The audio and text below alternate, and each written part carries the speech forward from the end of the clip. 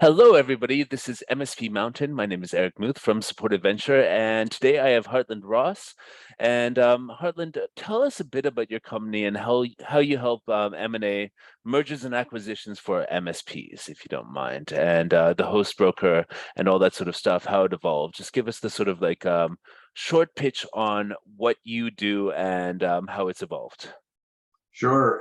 Eric, well, first of all, thanks for having me on the show today. I really appreciate it. And we're in different time zones, so great to participate here and make this work for you and your visitors.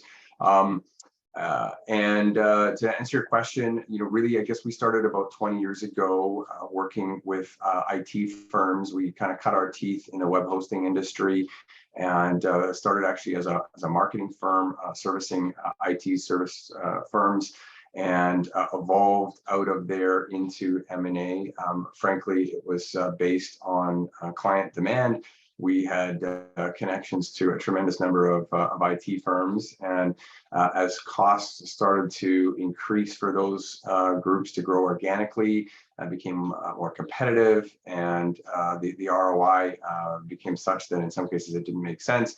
So how else could they grow? Well, obviously M&A is one way to do that. And so it became a sort of an informal, hey, do you know anybody who might be interested in selling their business? And at the same time, we had other groups for one reason or another that wanted to exit the industry. And hey, do you know anybody who might be interested in taking our customer base over and buying us out? And so it obviously made sense to put those groups together. And over time, we created a lot of traction around that. So that was over 20 years ago now. We started in the hosting space, web hosting, but also infrastructure, and sort of moved up the stack, if you like, through data centers and infrastructure providers, and then managed service providers who, in some cases, cross over into that realm, but also who become reseller channel partners for some of these groups. So that's sort of the genesis. Cool. And yeah, just to sort of like in the MSP space, what kind of what's the sort of range and the typical deal that you would find on your platform? Like, who are the buyers, and what where do you see MSPs selling? Like, is it at $5 million per year recurring revenue, or is it like, smaller, bigger? Just tell us a bit about like the sort of range and what your sort of bread and butter is. We typically focus on opportunities where not enterprise value, but where the revenues are up to about $5 million US. We do have opportunities that are greater than that.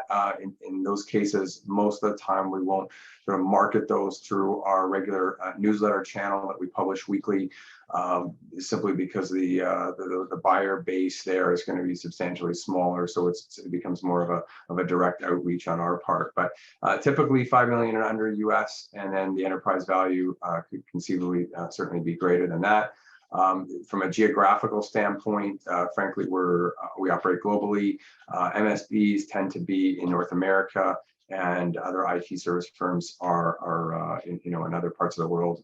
North America, and of course the US is the largest portion of that, but we've done transactions in many different countries. And I think really most of the buyers are what we would refer to as consolidators. Even many of the financial buyers, it used to be there were sort of financial buyers and consolidators, but a lot of the financial buyers are actually also in the space now already. They might have a portfolio of IT companies, and so even they are doing a roll-up type strategy. Regardless, their operators are in the space. They have an office. They might be looking to expand into a different geography, or to pick up some industry specialization, or it might be sort of access to a team where there's a familiarity with a tech stack of one sort or another, for example, as well. Is there anybody who is like a frequent buyer, or is it just like, do you have like a big MSP that's like consolidating in all these smaller MSPs? Do you have like the sort of like number one client who's just like on your platform, like snatching up MSPs as soon as the owner is like sick of it? Or is it Is it kind of just like a sort of patchwork of different sort of inquiries and sort of reasons for buying? Yeah, look, I mean, that's an interesting question. I would say with respect to hosting and infrastructure companies, yes. With respect to MSPs, less so. Reason for that is that there's more of a regional play with MSPs, particularly if there's requirements for on-premise servicing. And Totally. so Yeah.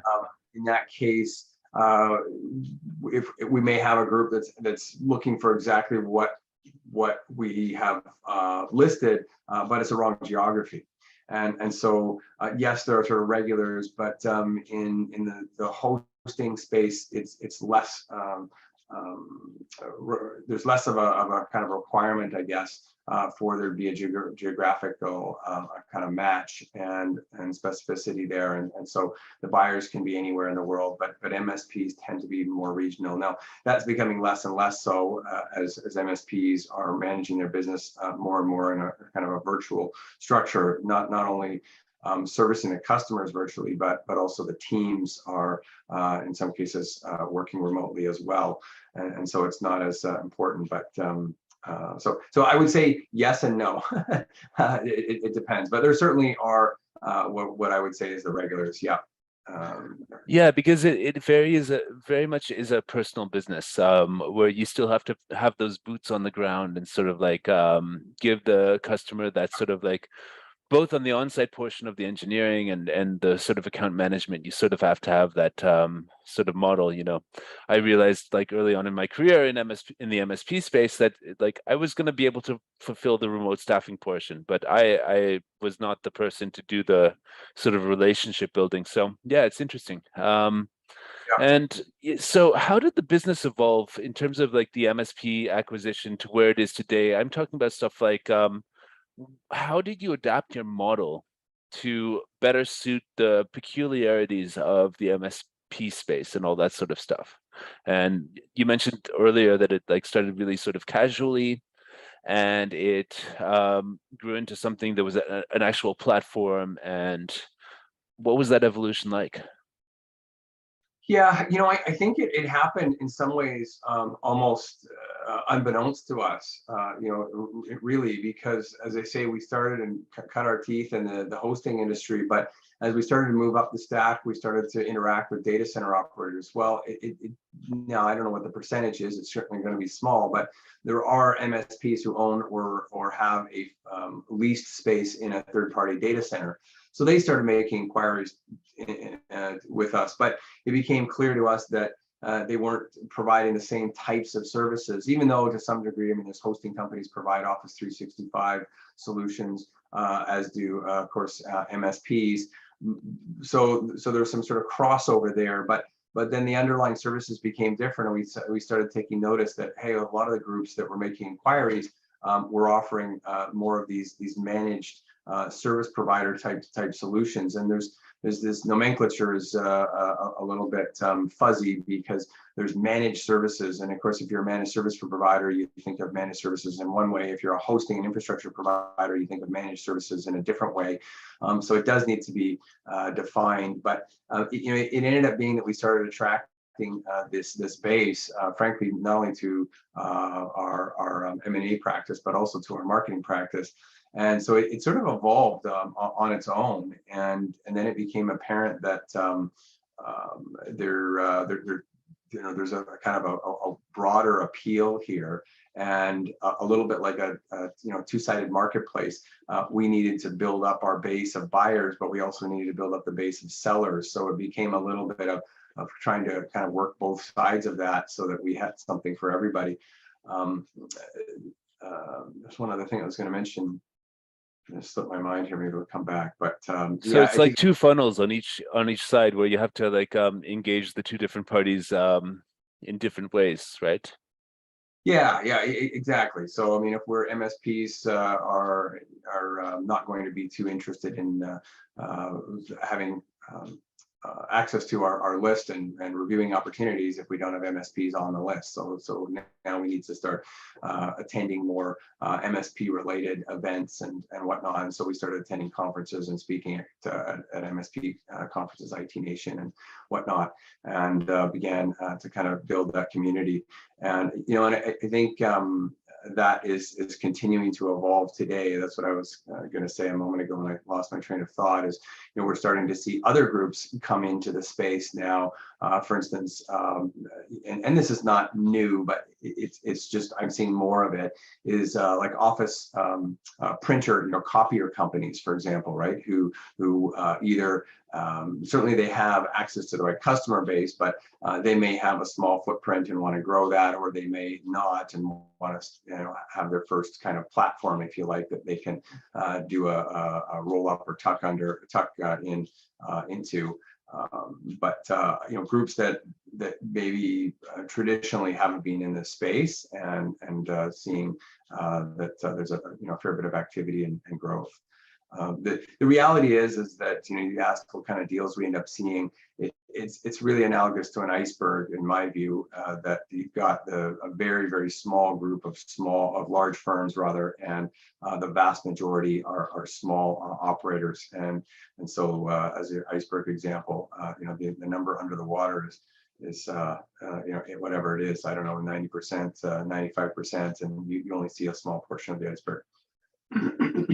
Yeah. So what would you say is the most common reason that you find MSP owners want to sell, or what are the different variations of sort of like where they're at on the journey? Like say they've been going like, 20 years, 10 years or something like that. And is it mostly just burnout? Is it mostly like they want to get onto something else? Or is it like when does it make sense to sell, and when do they come to you, and what sort of like needs do they have that selling would fulfill?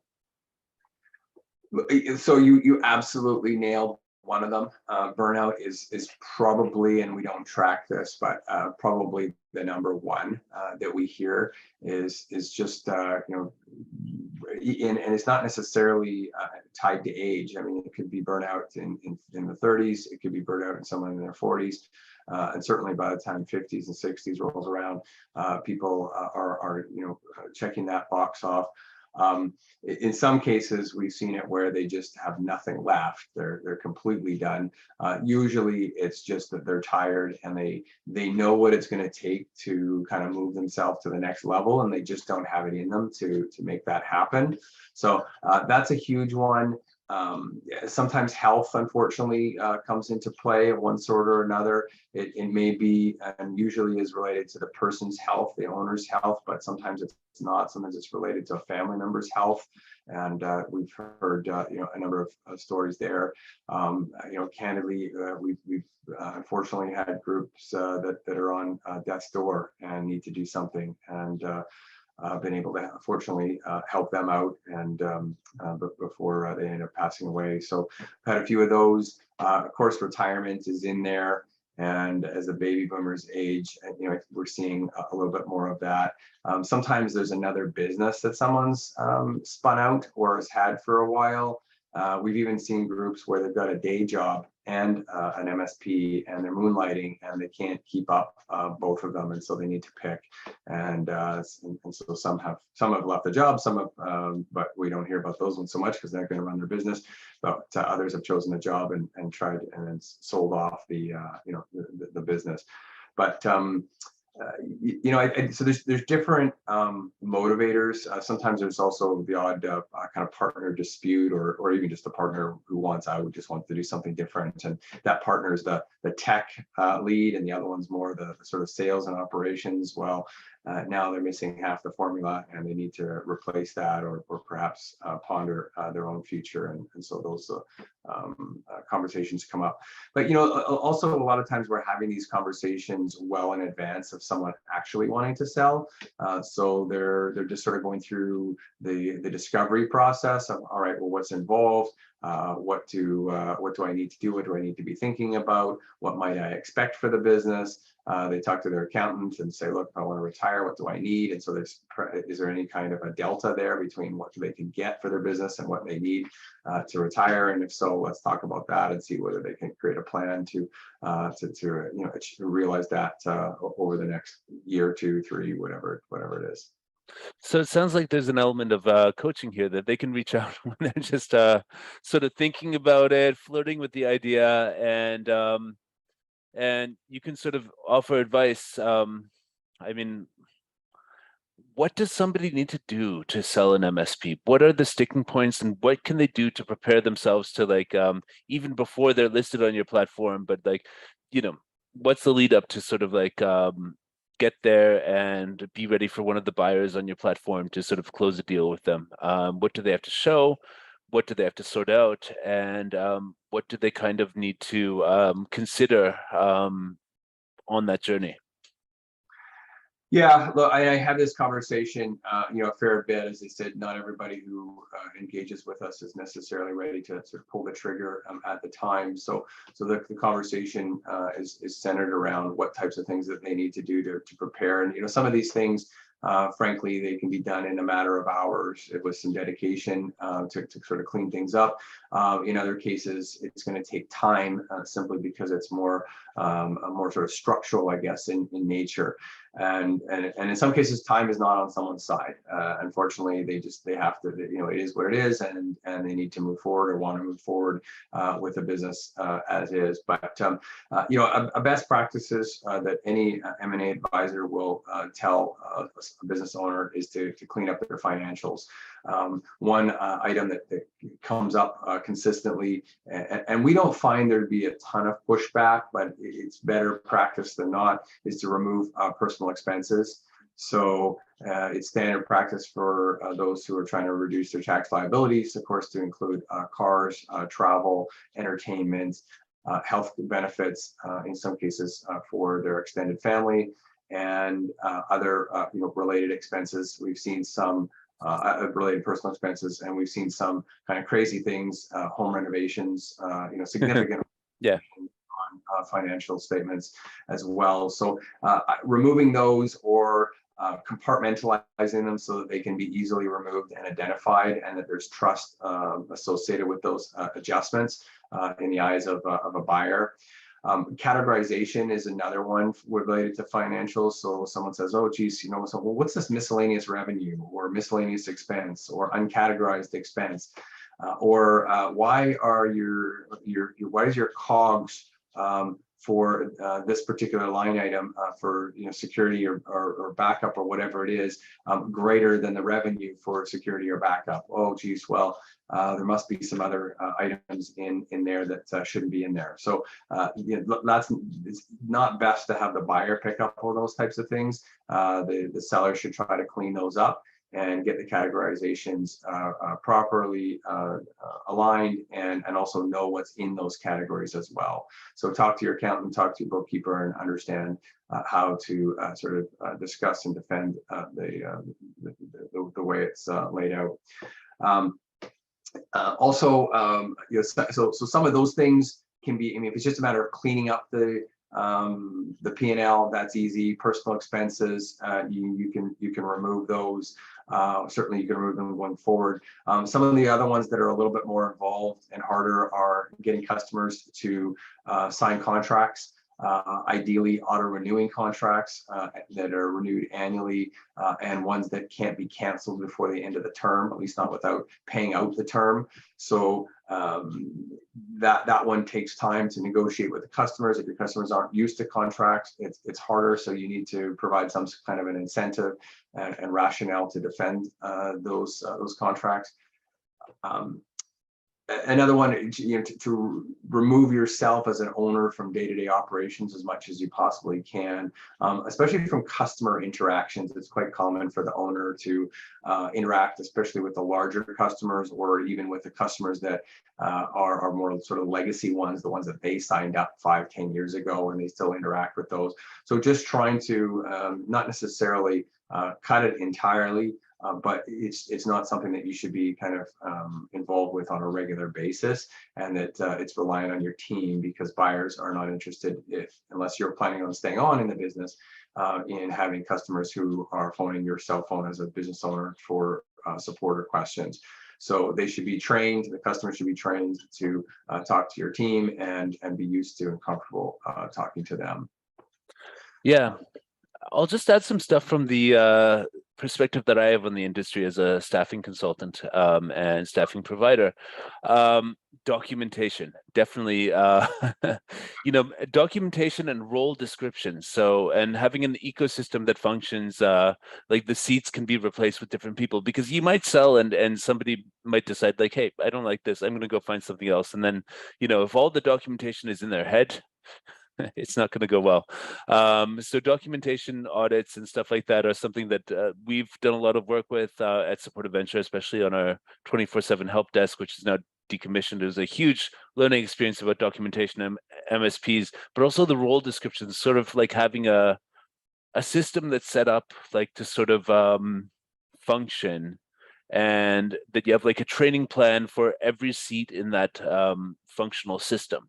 That's really important to sort of like get there. But I mean, I appreciate that you're looking from the bird's eye view of people who are buying a company. But from my experience, like the places where it gets messy is like, I did witness a acquisition where one company I was having 5 contractors on bought another company, and the documentation was like almost non-existent, and most of the staff quit. And it was, yeah, it was a difficult situation for us. Took a few weeks to sort out, and we were doing the best we could. Like suddenly you're getting tickets from this like VMware virtualization hosted desktop platform, and it's like, we don't have any documentation on this. We don't even have the admin panel password. All we can do is uninstall and reinstall the client and that sort of stuff. So like from my perspective, like that's something that I really think that a lot of MSP owners should consider, is like, is everybody, like, if you're selling the company, people might leave. And, in this job market, like everybody like can find something, something really good, like a good offer, probably a better offer. And it's a question of loyalty, and like this sort of like being acquired by another company sort of like can sink that loyalty a bit. So definitely have all of the SOPs in order, definitely have all of the sort of like documentation in order, and definitely know what roles are in your organization and what type of people you need to hire for that role if the people who are currently in that role end up leaving the enterprise.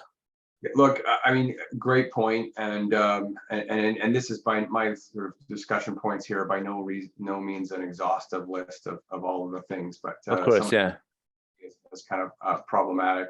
But having that documentation, having a wiki of some sort, the smaller the operation, the less perhaps the less that there is of that type of thing. But on the other hand, the more likely the buyer is going to tie the owner into some sort of retention earnout type of structure, where the owner has to stick around simply to be able to do that download of the knowledge transfer. So if it is in their head, well, look, the repercussions are that customers are going to leave, and because it's an earnout structure, you're going to lose if that happens. So it's in your best interest to stick with us to provide that support and download what's in your head and so forth. But absolutely, a critical piece for smooth transition. Yeah, and if you manage those expectations with everybody correctly, if you're a buyer and if you're a seller, then I think that it will go smoothly. Like people want to help.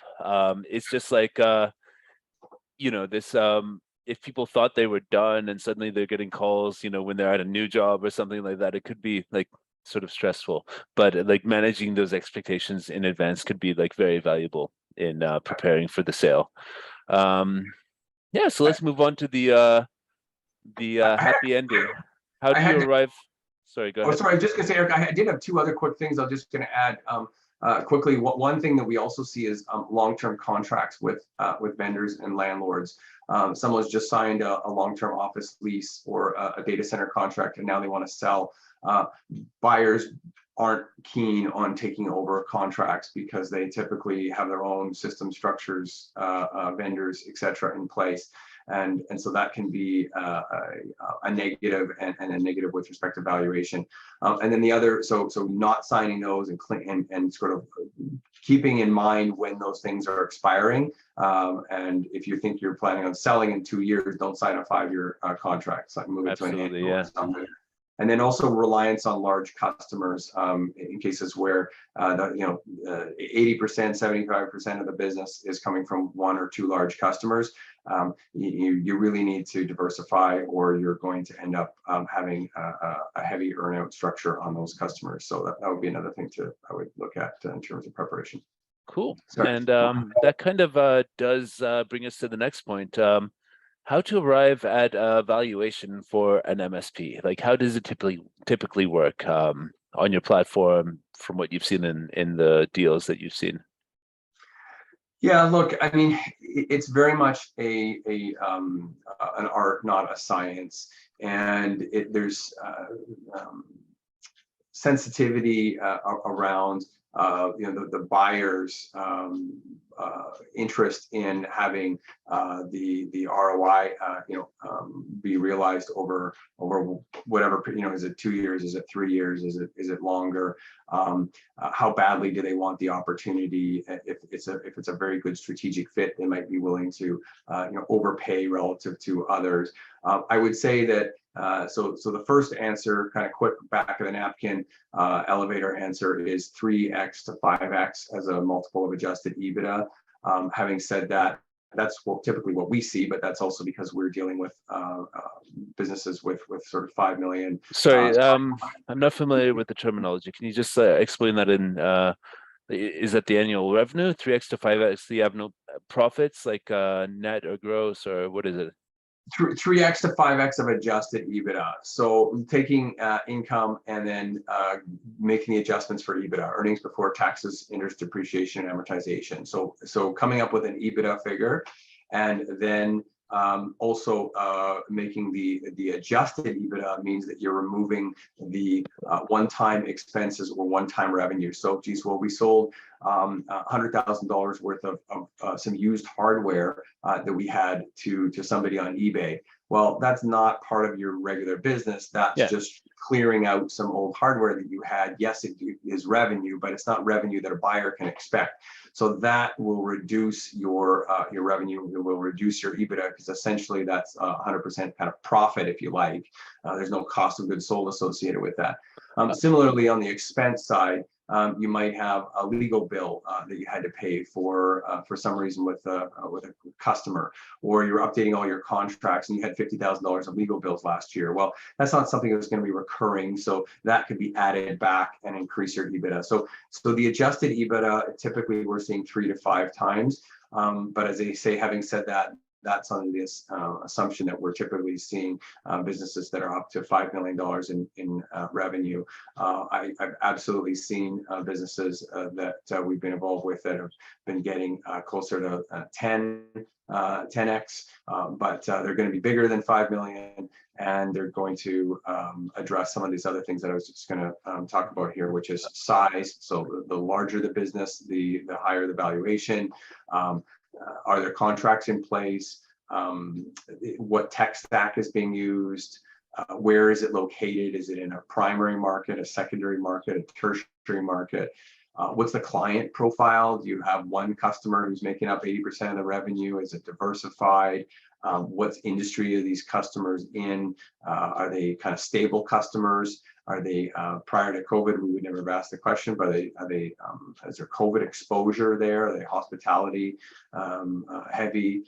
And then what? And this is a big one. How much of the revenue is recurring revenue? So buyers are not so interested in break fix businesses. There's always project income. There's always hardware income, which is non-recurring, or at least generally considered to be non-recurring. But buyers are typically looking at a minimum threshold about 40% recurring revenue, ideally up into the 50 to 70 odd or more percent, depending on whether you're including revenue that's got third-party costs associated with it. Office 365 is most common one that we see, where yes, you can get your revenue up to 90% recurring, but 20-30% of that is Microsoft, and the margins are really low. So they're really interested in the managed services that you're providing, and what percentages of that as a recurring revenue. But as I say, the quick answer is kind of 3 to 5x, but it can be less, frankly, although not much less, and it can be certainly more than that. Okay, so say I've got an MSP that has recurring revenue of 5 million a year, and maybe like another 500,000 is like hardware and stuff like that, and my sort of annual cost would be like 4 million to like maintain that revenue.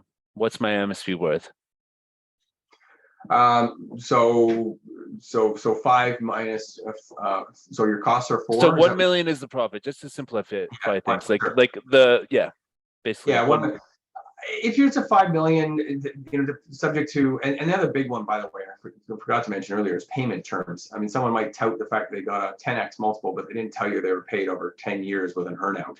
Yeah. And whenever there's an earnout, the risk is taken away from the buyers. The buyers are willing to pay more for it. So these are things you need to factor in. But at 5 million, you're starting to bump up, easily 5x, and could well be 6 or even 7x. And then of the profits or the actual revenue? No, not the profits. MSPs are virtually exclusively valued as a multiple of EBITDA. So yes, in your example, if EBITDA was $1 million, just to make it simple, then you'd be like $6 million dollar valuation, something in that range. Again, there's variation here, but quick answer. Interesting. Yeah. So I mean, this is probably what most of the people watching this want to know, is like, what could I get? And so if it's like 6 million, like that could be happy sort of like days after that, I think. So yeah. Well, actually, sorry, you brought up a really good point indirectly, is understanding before you sell what your tax implications are, because people say, well, geez, we've got 3 partners, it's $6 million, that's $2 billion a piece. Then I got to run through the cost of the sale, and I got to pay my taxes, and now I'm down to whatever it is, 1.5 or something out of my 2 each partner, and that's not enough. And so now, do we want to go forward with this? So these are big questions, and you should do that in research in advance. Yeah, definitely. Yeah, there's something I've researched in like business coaching and stuff like that. They call it the 7-figure desert. It's like sort of like where between like between 1 and 10 million, it's easy to get a business to there, but like it requires a radical shift of thinking to get it like above 10 million a year in recurring revenue. And this is where like, yeah, Nona might be burnt out, and somebody else might know how to do that, and with a fresh perspective buy an MSP and do that.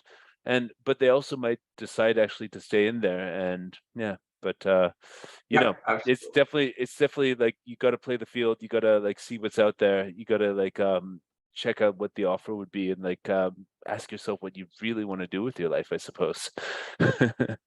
And that's just another good point, is these decisions are really personal decisions, and I'm never one to want to encourage somebody to do to buy or to sell. Mostly it's related to selling. This is a personal decision. They need to come to terms with what they what they want with the rest of their life, and their own circumstances. I mean, I can talk all day long about the process and kind of what's involved, and expectations from a timeline perspective and from a valuation perspective. But ultimately, what are they going to do the day after they leave? And they need to be comfortable knowing that they're going to be on the golf course, or they're ADHD prone, and they need to jump into the next thing. And what is that? Or are they okay with the uncertainty? Yeah. Also, yeah, really great. So due diligence, like what do the buyers look into, and what can be expected at that stage when there's kind of like an offer, or there's like a sort of like agreement that like we're interested in this, and how does that all work? Yeah, so typically buyers are going to zero in first on the financials, right? They're going Yeah, to you said that. Yeah.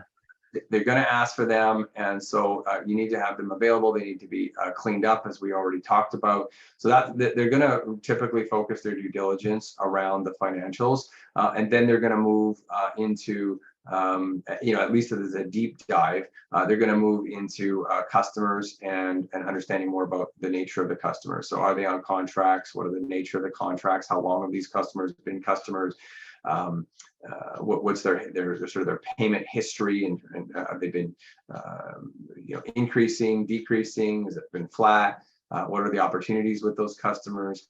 Is there customer concentration? And we talked about before, do these customers need to be supported in any way on premise, or can it all be done virtually? So are there any customers that somebody doesn't want? They're problematic, they're a pain, they're not making any money on them, they're demanding. So understanding the nature of the customer. So those are kind of the things that buyers will typically zero in on first. And there's obviously other operational technical questions as well. And then what does the contract look like? If you can briefly, I'm sure it's like another hour that you could talk about what's in this contract, but what does it kind of, you mentioned like sort of like that they would have to be available after the signing to sort of like phase out and stuff like that. But what does the contract look like? And Yeah, so it's typical M&A transaction, right? I mean, it doesn't matter whether you're buying a retail operation or an IT service firm in a lot of respects, but there are some nuanced differences.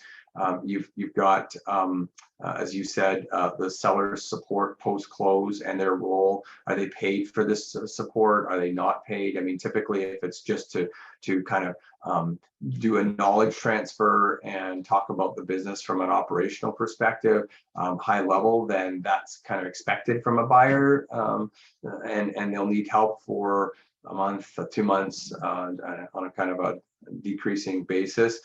If they both agree that the seller is going to stay on and have some kind of a role post-close, then they should be expecting a salary. So what are they doing for that? And that should be outlined. That would typically be a separate contract, but noted in there as well. And then there's the valuation portion. So not only what is the value, but is there an earnout? Is there a note payable? So like a vendor financing. So oftentimes you're going to have three variables. You're going to have here's our guaranteed amount, right? And we're going to pay you whatever that is, a certain percentage on close, and there's going to be some payment terms after that, which will include vendor or seller financing. In other words, you're not going to get 100% on close. You're going to get a certain percentage after 6 months or 12 months or 18 months or something. And then there's going to be the earnout component, usually, not always, on an MSP deal, which is a function of if the revenue is realized, you'll get paid, and if it's not, then you don't get paid. And so you have, as a seller, an incentive to help the buyer retain those customers and upsell them and whatnot. If you've got any deals in the pipeline, typically they'll be added to that as the earnout. So in other words, if you can get these deals you've got in your pipeline closed, we'll also pay you for that business. And so the seller is incentivized to try to get that done as well. So all those items are in there, and then you've got your usual indemnifications and reps and warranties, which are critical pieces of any agreement, but can certainly pay attention to those.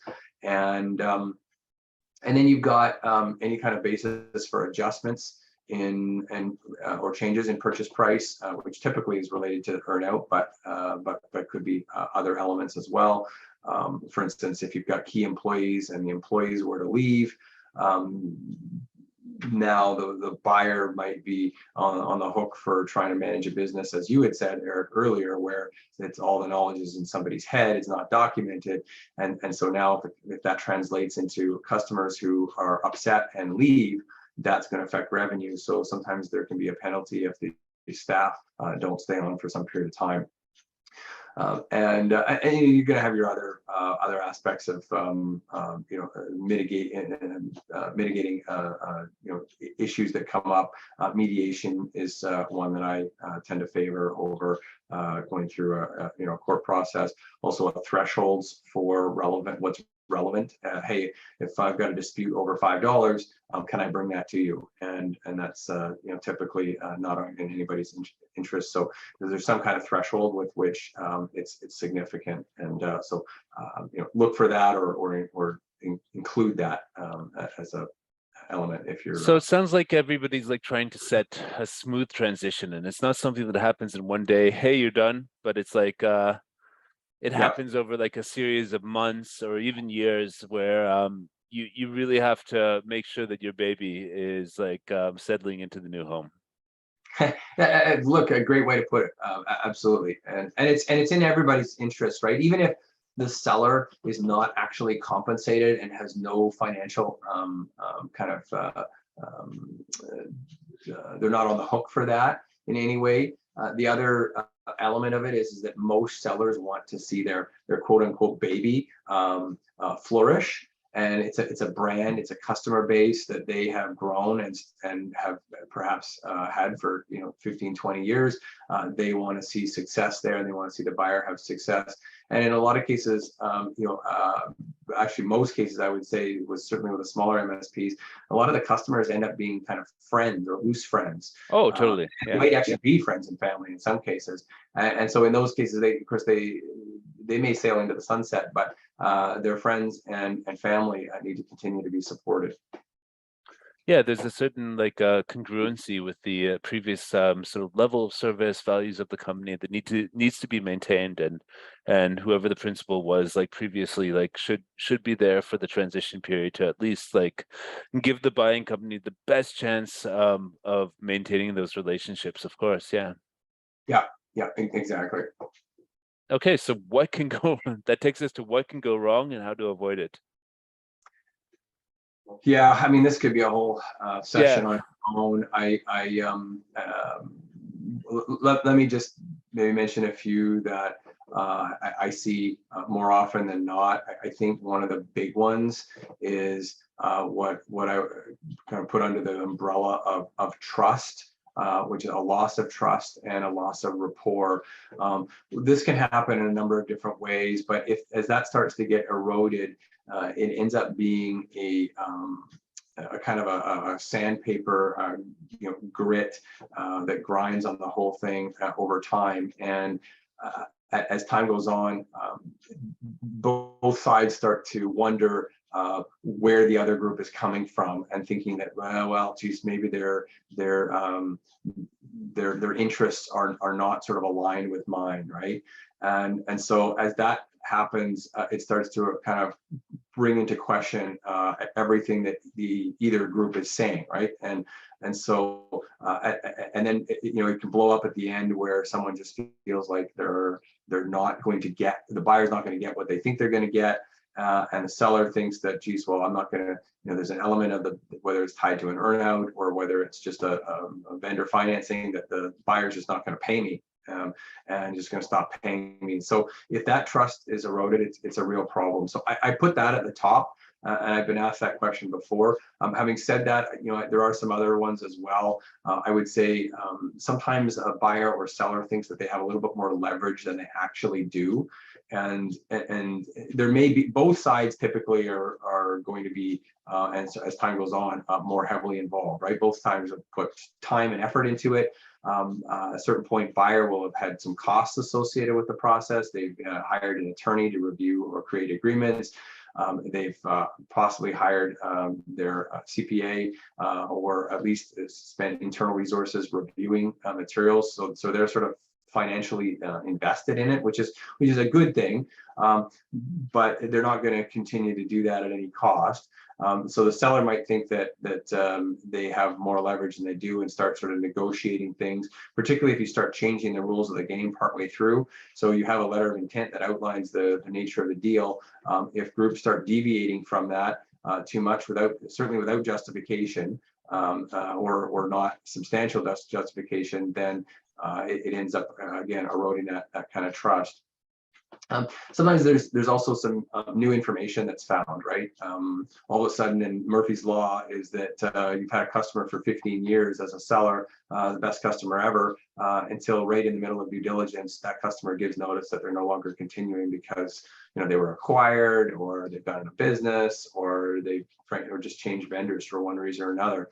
And Murphy's Law is that will happen right in your due diligence process. And so that could threaten the deal. It might just mean that it needs to be renegotiated.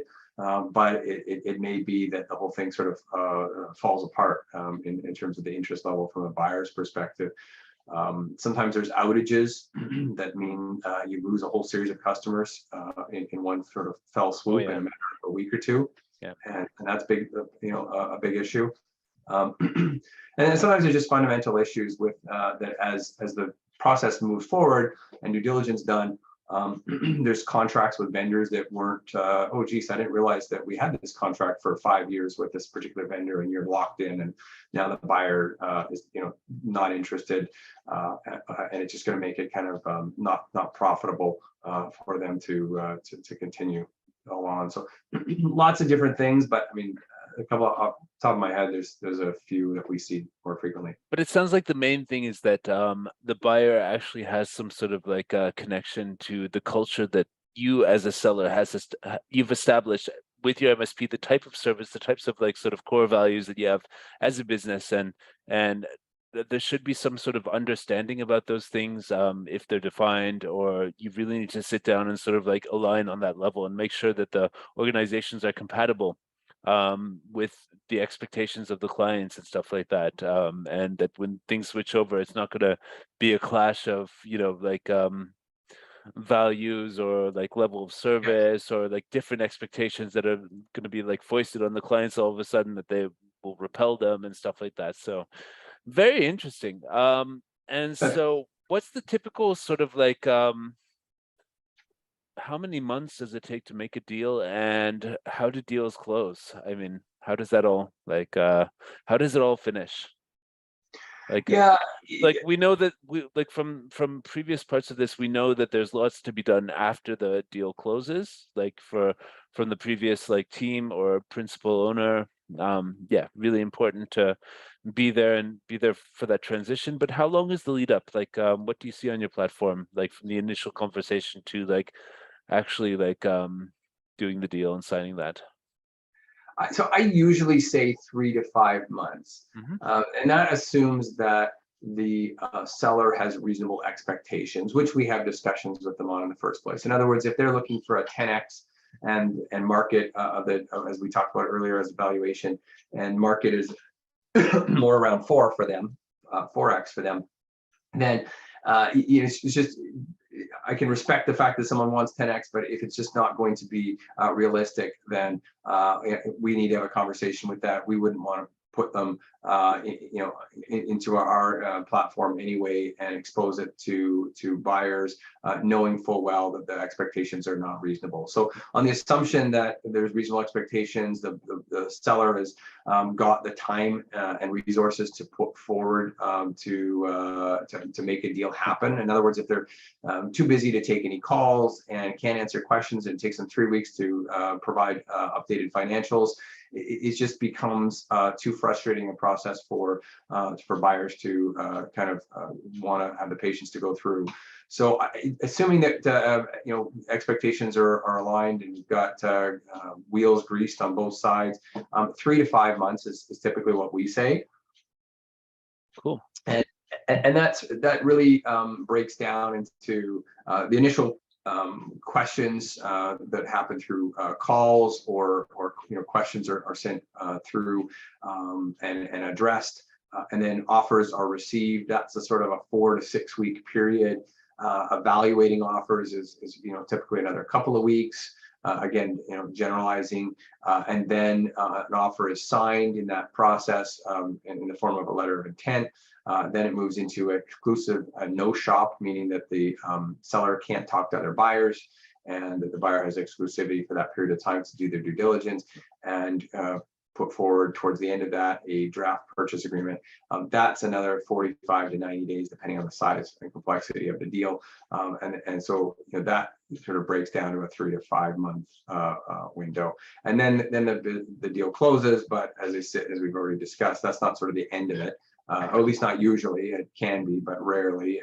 The buyer and seller will continue to work together for some period of time, or even longer if, as we say, if the seller's got some kind of more permanent role, VP of sales, or whatever is agreed to. Cool. Yeah, that's it's pretty reasonable.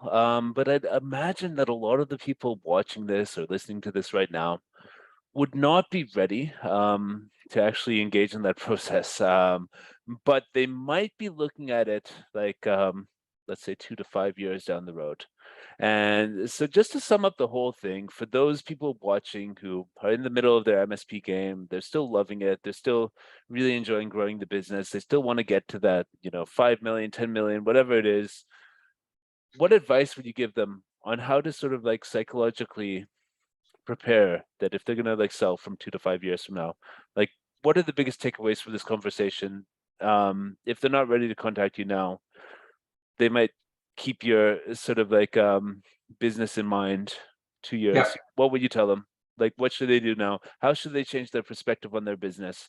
And how should they get ready to sort of like, have that down the line? Yeah, so I talked about a number of things, some of which, as I said, were relatively easy to sort of fix with your business, and others take more time. So if you've got the time and time is on your side, use that time. It means you don't have to stress out over trying to get all of this stuff done overnight. I would suggest aligning yourself with a coach of some sort, Eric, yourself, or somebody else who can help them or help you as a seller. Separate, yeah. Yeah, get your sort of house in order, know your numbers. For you to be able to, someone says, well, what's your average response time for your tickets? What's your average scorecard? Yeah, your scorecard, your completion time for tickets. Have this kind of information available. I didn't even talk about those drill down items. But I think there's a few that we hear which are perhaps favorable if you're running the business and have the intention of running it, but if you have the intention of selling, that might be different. An example is what I mentioned earlier with respect to contracts. Someone says, well, look, I don't want to force my customer into a contract. If they're happy with the service, they're going to stay. If they're not happy with the service, they're not going to stay. Most of our customers aren't interested in signing contracts. Et cetera, et cetera. And these are the types of things that I've heard, where they might say, look, our customers have been with us for 10 years with no contracts. Why do I need to get them to sign a contract? I understand that that's how your experience has been, and certainly running the business, it may continue to work well for you. But if you put yourself in the shoes of a buyer wants certainty with revenue, and if there's no contracts, there's no certainty. So you need to be willing to accept that you're going to get an entirely different deal structure if you don't have contracts. So trying to get those in place. Another big one is that and most groups have this, but not all, is that the contracts can be assigned. So if you sell the business, if there's no clause in there that says they can't be assumed by a buyer, then they don't hold water, and the customer technically could get out of them. So make sure you've got that in place. And we talked earlier about cleaning up the financials. So reviewing that and really getting those scorecard numbers down. Even if the buyer doesn't ask for them all, it will show that you're on top of your business and that you're managing the numbers, and you can't manage what you don't measure. And so, measuring these types of things, and there's many different systems to stay on top of that stuff. But I highly recommend taking a look at those things. And I'm happy to have a conversation related to some of it, but we don't operate as business coaches. Yeah, but definitely getting a coach is like a game changer. Like, yeah, totally. Somebody who knows the space and who's maybe even like, I know one coach who's even sold his own MSP, and he's coaching MSPs now. Like, for example, you can find those people out there. And yeah, well, I think that's about it. All that I had on my list for this conversation. And how can they reach out to you? And if they want to have that conversation with you and sort of start the process, just sort of like find out more about what you do and how that you can help them sort of like realize their exit dreams. Look, our site is thehostbroker.com, thehostbroker.com. also the MSPbroker.com. They both go to the same place. Yep. And you can reach me at Hartland at thehostbroker.com. Hartland is Hartland at thehostbroker.com. Happy to chat with you on Pacific time and have calls with prospective buyers and sellers all the time. So, Great. and anything you want to keep confidential, I'm happy to do. Yeah, great. So thanks a lot for taking the time to speak with me and MSP Mountain today. And this was really informative. And I think this is going to add a lot of value, like even for somebody who's just sort of thinking about it and not ready to sort of like, yeah, but they know that you're there now and they know that you have a platform and lots of experience in helping people through this sort of like possibly scary next step in their lives. Yeah. Yeah, it can be. It can be. So it's definitely a mental shift for you as a seller. No question. Great. Well, I hope people receive value from this podcast, and we'll catch you later. Excellent. Thanks, Eric. Appreciate it. Take care. Thanks a lot.